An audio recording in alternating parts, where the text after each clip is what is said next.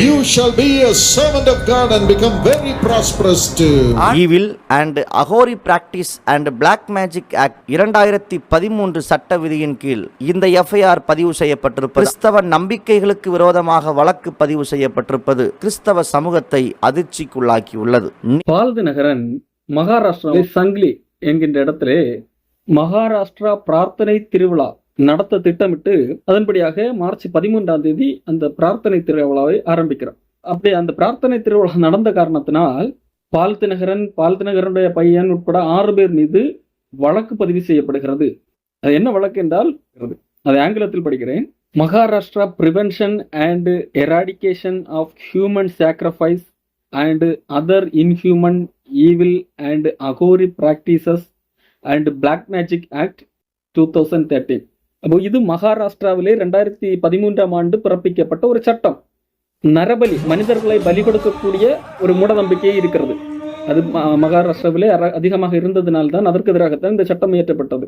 பத்மஜா அப்படின்ற husband and ஒய்ஃபுக்கு 2 பெண் குழந்தைகள் இருக்கு. ஆனாலும் இவங்களுக்கு கடவுள் நம்பிக்கை ரொம்பவே அதிகமா இருக்கிறனால குழந்தைங்க தான் யாவத்துக்காண்டி கடவுளுக்கு படைச்சிருக்கோம். போலீஸ் வந்து விசாரிக்கும் போது தான் தெரியவே வருது, குழந்தைக்குள்ள இருக்கிற கெட்ட ஆன்மா வெளியே போய் நல்ல ஆன்மா உள்ள வரணுன்றதுக்காக நாங்களே உசுர பறிச்சு கடவுள் முன்னாடி படைச்சிருக்கோம் அப்படின்னு சொல்லியிருக்காங்க. மனிதாபிமானமற்ற முறையிலான மூடநம்பிக்கைகள், அகோரி பிராக்டிஸ், இந்த விதமான மூடநம்பிக்கைகளை பயன்படுத்தி பாலியல் ரீதியாக தொடுவது, உணர்ச்சிகளை தூண்டுவது, இது எல்லாம் இந்த சட்டத்திற்கு எதிராக காணப்படுகிறது. உதாரணத்துக்கு இந்த காரியங்கள் இதெல்லாம் வேறு மதத்திலே உள்ள செயல்கள் என்று எண்ணி விடாதீர்கள். இதே போன்ற செயல்கள் கிறிஸ்தவத்திலும் காணப்படுகிறது. பாருங்கள், கர்த்தராகிய இயேசு கிறிஸ்துவின் அதிகாரமுள்ள நாமத்தில் இந்த பகுதியிலே ஒரு இச்சையை வைத்து வேசித்தனத்தையும் விபச்சாரத்தையும் செய்ய வைக்க திட்டமிட்ட ஆவியே, இந்த அசுத்த ஆவியை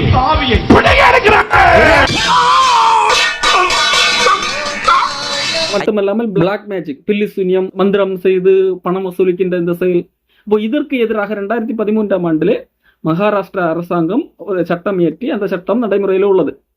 இந்த சட்டத்தினுடைய முக்கிய நோக்கம் மனித உயிர் பாதுகாப்பு. மூடநம்பிக்கைகளை புகுத்தி மக்களிடத்திலிருந்து பணம் பறிக்கின்ற அந்த செயல்களிலிருந்து மக்களுக்கு பாதுகாப்பு கொடுப்பது, அதுதான் இந்த சட்டத்தினுடைய நோக்கம். இந்த சட்டத்தின் அடிப்படையில் சிலர் அரெஸ்ட் பண்ணப்பட்டிருக்கிறார்கள். பூமியிலே குழி தோண்டி புதையல் எடுக்கிறோம், அதற்காக பூஜை செய்கிறோம் என்கின்ற பெயரில் எல்லாம் சில சாமியார்கள் செய்திருக்கிறார்கள். அப்படிப்பட்ட நபர்கள் கைது செய்யப்பட்டிருக்கிறார்கள். இந்த சட்டத்தின் அடிப்படையிலே தான் பால்தினகரன், அவருடைய மகன் சாமுவேல் பால்தினகரன் உள்ளிட்ட 6 பேர் மீது இந்த வழக்கு பதிவு செய்யப்பட்டது. ஏன்? மார்ச் 13 இவர் மகாராஷ்டிரா சாங்கிலி என்கின்ற இடத்திலே நடத்திய பிரார்த்தனை திருவிழா. அப்போ பால்தினகரன் என்ன நரபலி கொடுத்தாரா? அப்ப அவர் என்ன இந்த சட்டத்திற்கு எதிராக அங்கே என்ன நடந்தது என்பதை நாம் அறிய வேண்டியிருக்கிறது. இந்த சட்டத்திலே என்னென்ன பிரிவுகள் உள்ளது என்பதை நாம் பார்க்க வேண்டியிருக்கிறது. இந்த சட்டம் நரபலி கொடுப்பதை தடை செய்கிறது. தெய்வத்தை மகிழ்விப்பதற்காகவோ அல்லது புதையல் கிடைக்கும் என்ற நம்பிக்கையிலேயோ நரபலி கொடுப்பதை இந்த சட்டம் தடுக்கிறது. 2வது, அகோரி செயல்கள், மனித உயிருக்கு ஆபத்து விளைவிக்கும், மனிதனை அசிங்கப்படுத்துகிற மூடநம்பிக்கை சார்ந்த பழக்கங்கள், மனிதனை நிர்வாணப்படுத்தி பூஜை செய்வது, இப்படிப்பட்ட காரியங்கள், அகோரி பிராக்டிஸ், இவைகளை இந்த மகாராஷ்டிராவின் இந்த சட்டம் தடுக்கிறது. நல்ல சட்டம். பேய் ஓட்டுகிறேன் என்கின்ற பெயரில் மனிதர்களை அடிக்கிறது, பிரம்போய் தடிப்பது, பிடித்து கீழே தள்ளுவது, கயிறில் கட்டை போடுவது, பேய் ஓட்டுகிற சடங்கு செய்கிறேன் என்று சொல்லி மனிதர்களை துன்புறுத்துவது, மனிதாபமற்ற முறையிலே நடந்து கொள்வது, இதையும் இந்த சட்டம் தடுக்கிறது. இந்த சட்டத்தில் உள்ள முக்கியமான பகுதி, பால்தினகரன் மீது எந்த பிரிவின் கீழ் இந்த வழக்கு பதிவு செய்யப்பட்டது என்கிற அந்த பிரிவு. தன்னிடம் அதீத சக்தி இருப்பதாக கூறி அல்லது காட்டி, நாங்கள் நோய்களை குணப்படுத்துவோம், எங்களிடத்திலே வாருங்கள் என்று சொல்லி மக்களுக்கு பொய் வாக்குறுதி கொடுத்து மக்களை நம்ப வைப்பது, அதன் மூலமாக பணம் சம்பாதிப்பது, இதற்கு எதிராகவும் இந்த சட்டத்திலே பிரிவு இருக்கிறது. இந்த பிரிவின் கீழ் தான் பால்தினகரன் மீது வழக்கு பதிவு செய்யப்பட்டது. பால்தினகரன் மீது எந்த அடிப்படையில் புகார் கொடுக்கப்பட்டது என்றால், இந்த செய்தி டைம்ஸ் ஆஃப் இந்தியா பத்திரிகையிலே வந்திருக்கிறது. அதுல எந்த அடிப்படையில் புகார் என்று சொன்னால், பால்தினகரன் நடத்திய பிரார்த்தனை திருவிழாவின் மூலமாக வெறும் பிரார்த்தனையால் கேன்சரை குணப்படுத்த முடியும், 99% மதிப்பெண் எடுக்க உதவ முடியும் என்று சொன்னதன் அடிப்படையிலே புகார் கொடுக்கப்பட்டது. பால்தினகரன் மார்ச் 13 முதல் கூட்டத்தை நடத்துகிறார். முதல் கூட்டத்தை நடத்தும் போது பால்தினகரன் 2 பேரை சாட்சி சொல்ல வைக்கிறேன் என்று சொல்லி சாட்சி சொல்ல வைக்கிறார். 2 பேருமே பால்தினகரால் செட்டப் செய்யப்பட்ட சாட்சிகள். Let's listen to how God brought 2 families out of darkness. இந்த சாட்சிகள் என்ன சொல்லுகிறது? எனக்கு கேன்சர் இருந்தது, நான் அதற்காக ட்ரீட்மெண்ட் பார்த்து கொண்டிருந்தேன். பால்தினகரன் பேசினார், அதனால எனக்கு கேன்சர் குணமானது என்கிறது போல பேசுகிறார். பால்தினகரன் ஒரு பழைய வீடியோவை போட்டு, நான் இவரை பெயர் சொல்லி அழைத்தேன், பேர் சொல்லி இவருக்கு தீர்க்க தரிசனம் சொன்னேன், இவரிடத்திலிருந்து இருளின் ஆவிகள் வெளியே போகும் என்றெல்லாம் சொன்னேன், அதன் அடிப்படையிலே இவருக்கு சுகம் கிடைத்தது என்கிறது போல பால்தினகரனும் அந்த நம்பரை நிறுத்தி பழைய வீடியோக்களை எல்லாம் எடுத்து போடுகிறார். ஆகவே இது திட்டமிட்ட ஒன்று என்கிறது தெளிவாக தெரிகிறது. तो 4 स्टेजचा कॅन्सर आहे. पण डॉक्टर म्हणले की तुझ्यावर आम्ही फक्त ट्रीटमेंट करू, पण आम्ही गॅरंटी देत नाही. डॉक्टर पॉल दिनाकरन यांची मीटिंग त्या ठिकाणी झाली. डॉक्टर पॉल दिनाकरन मला विश्वास. Let's see how God called his name in a similar meeting in Ahmednagar. Vishwas, God touched you right now. God's wisdom is coming upon you. The spirit of darkness and death and fear is leaving you now. Yes, the demon powers are leaving now. You shall be a servant of God and become very prosperous too. எனது தேவ ஊழியக்காரனாக மாறினால் மிகுந்த செல்வந்தனாக, பணக்காரனாக மாற முடியுமா? இது மூட நம்பிக்கை. இது கிறிஸ்தவ நம்பிக்கை அல்ல, இது மூட நம்பிக்கை. இரண்டாவது சாட்சி என்னவென்றால், ஒரு பெண், அந்த பெண் சொல்லுகிறாள், நான் இளம்பங்காளர் திட்டத்தில் இணைந்த காரணத்தினால் 56% மதிப்பெண் பெற்று நான் 99% மதிப்பெண் பெற்றேன் என்பதாக சொல்லுகிறார். जीसस कॉल की यंग पार्टनर बनी.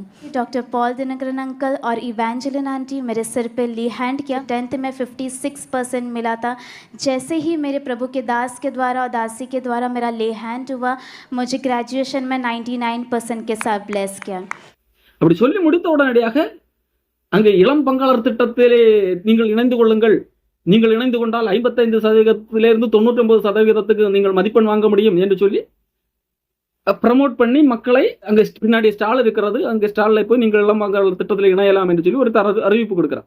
सूजी, आप यंग पार्टनर है जीसस कॉल्स के? यस, मैं एक यंग पार्टनर हूँ जीसस कॉल की.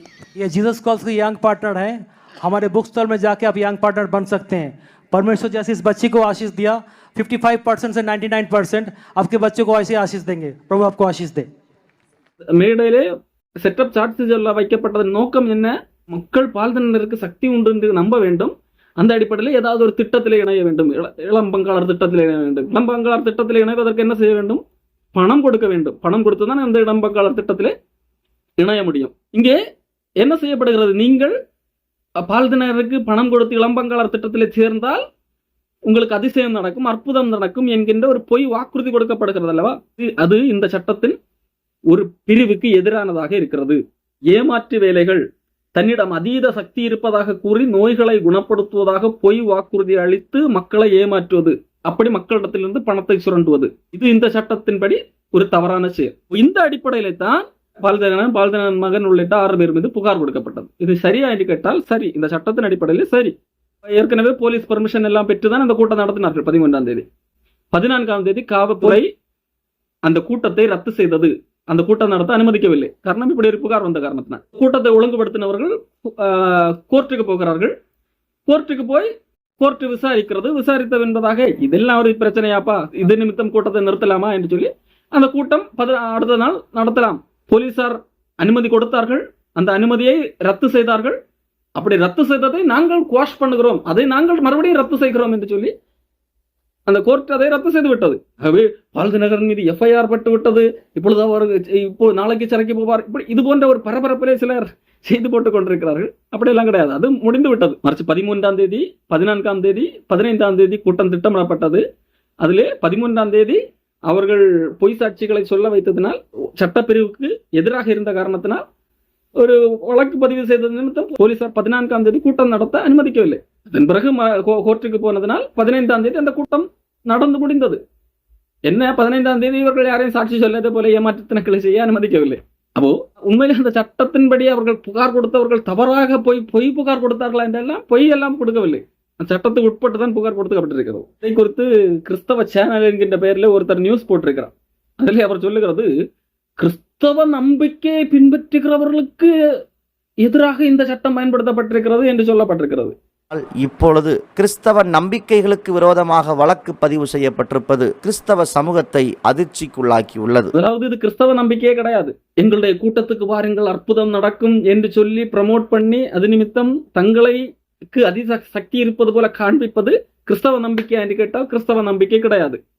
இரண்டாவது, நாங்கள் ஒரு இளம் பங்காளர் திட்டம் வைத்திருக்கிறோம்.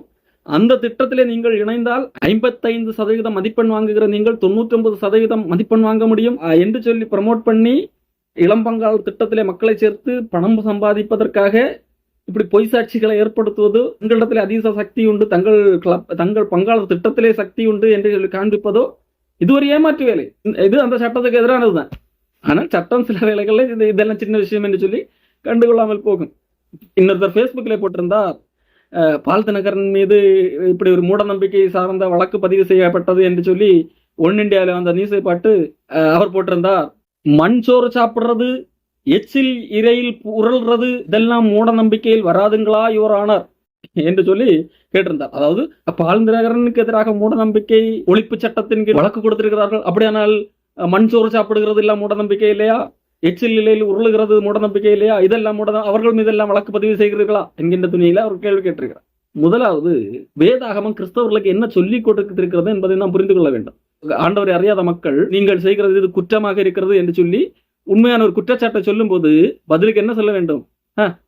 அப்ப நீ பண்றது மட்டும் யோக்கியமா என்று சொல்லி கேட்கக்கூடாது. மாறாக அந்த விஷயத்தை திருத்தி கொண்டு அவர்களுக்கு முன்பாக யோக்கியமாக நடந்து காண்பிக்க வேண்டும்.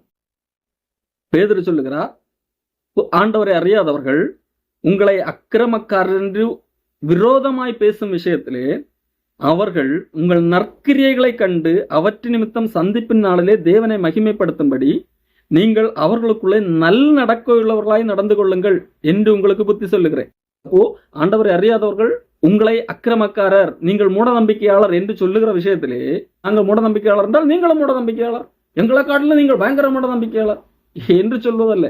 மாறாக அவர்கள் அப்படி பேசுகின்ற அந்த விஷயத்திலே அவர்கள் ஆண்டவரை சந்திக்கின்ற நாளிலே ஆண்டவரை மகிமைப்படுத்தத்தக்க விதத்திலே நான் சாட்சியாக வாழ வேண்டும், நல் நடக்கை உள்ளவர்களாக அவர்களுக்கு முன்பாக வாழ்ந்து காண்பிக்க வேண்டும். ஆனால் இங்கே என்ன நடக்கிறது தெரியுமா?